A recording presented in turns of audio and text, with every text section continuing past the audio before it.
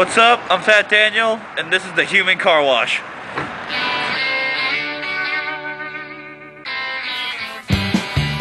Jojo? I'm ready, go ahead. Okay.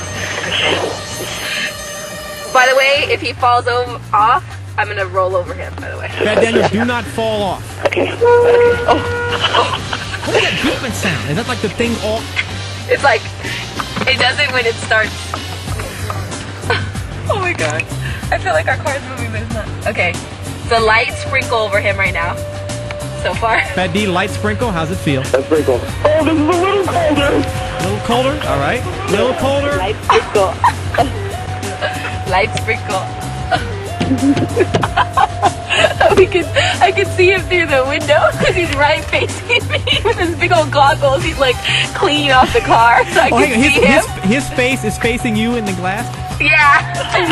Turn this way instead of being on top. It's pretty funny. Okay, this is a slow one. Oh, it's coming back.